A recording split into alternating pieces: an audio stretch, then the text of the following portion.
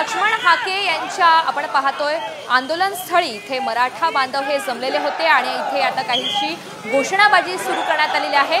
मराठा आंदोलक हे सध्या घोषणाबाजी देत आहेत। पोलिसांचा सुद्धा फौज फाटा हा तैनात करण्यात आलेला आहे।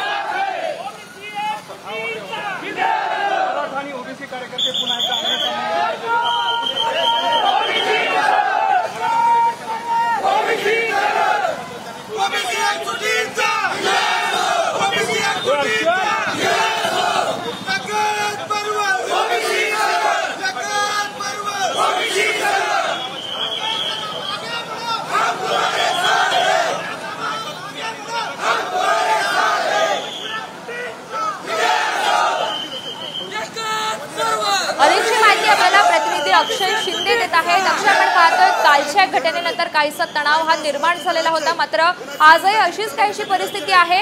ओबीसी आंदोलक आणि त्याच समोर आता मराठा आंदोलक सुद्धा जमलेत। एकंदरीत काय परिस्थिती?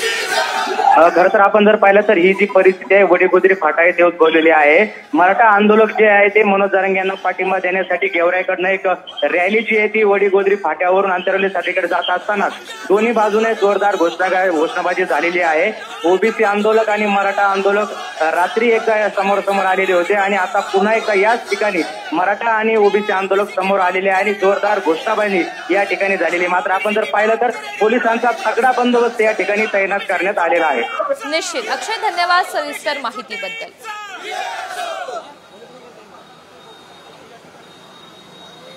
तर काल वडीगोद्रीमध्ये आपण पाहतोय फाट्याजवळ हे मराठा आणि ओबीसी आंदोलक आमने सामने आलेले होते। याच घटनेनंतर काहीसा तणाव हा निर्माण झालेला होता। आजही अशीच काहीशी परिस्थिती बघायला मिळते।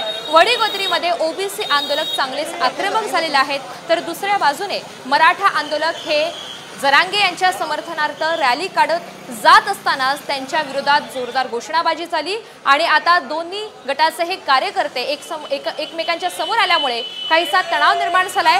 दोन्ही गटांकडून या ठिकाणी जोरदार घोषणाबाजी ही केली जाते।